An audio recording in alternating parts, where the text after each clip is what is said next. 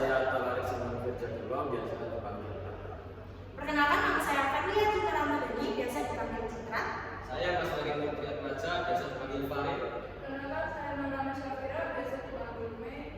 Perkenalkan, nama saya Anjana Sri Salima, biasa dipanggil Anja. Oke, sebelum kita masuk ke inti, kita ulas sedikit mengenai UKM. UKM merupakan singkatan dari usaha kecil dan menengah. Istilah yang merujuk pada suatu ekonomi produktif dari kalangan skala kecil maupun menengah, dan di sana juga merupakan ekonomi yang berdiri sendiri dan juga perorangan maupun badan usaha. Nah, dalam proses berdirinya UKM itu ada 5 unsur penting yang harus dilengkapi, karena hal itu akan bisa mampu untuk menghadapi berbagai rintangan sebuah usaha. Apa saja sih 5 inti ini? Yaitu dimulai dari matching, material, metal, dan money. Nah, langsung saja kita bahas satu persatu.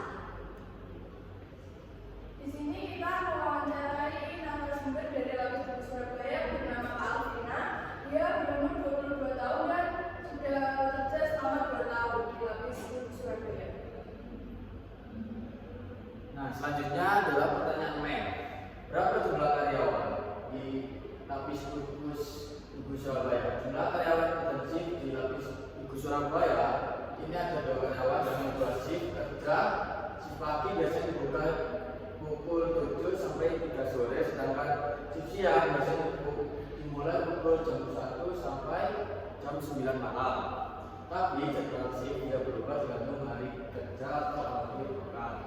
Selanjutnya, apakah ada pelatihan khusus untuk karyawan baru atau ada kriteria khusus saat menerima karyawan? Untuk pelatihan karyawan, Lapis Buku Surabaya memberikan pelatihan dahulu untuk karyawan baru, terutama di bagian penjualan upselling, cara menyambut pelanggan dengan baik, dan teknik pemotongan produk.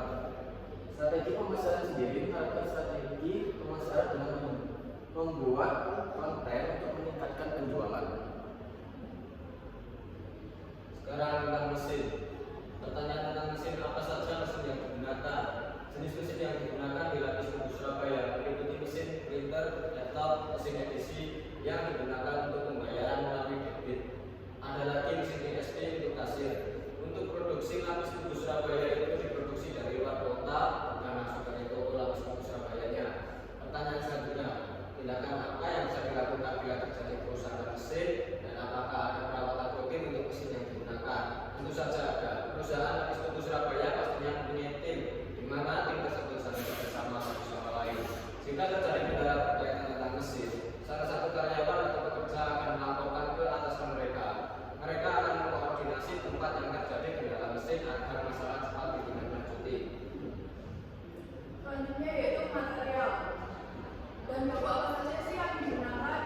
Bahan-bahan yang digunakan merupakan bahan-bahan basic seperti membuat kue pada umumnya. Namun tentunya ada bahan rahasia tersendiri agar mempunyai cita rasa tersendiri Lapis Buku Surabaya. Dan kedua yaitu bagaimana sih penyimpanan produk-produk yang diperjualbelikan.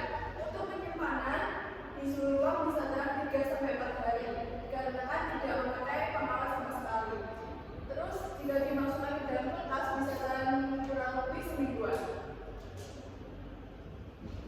Selanjutnya adalah bagaimana sih sebuah usaha itu bisa menjalankan usahanya dengan lancar dan bisa melewati rintangan. Dan ternyata Lapis Buku Surabaya itu memiliki SOP yang harus diterapkan. Lapis Buku Surabaya memiliki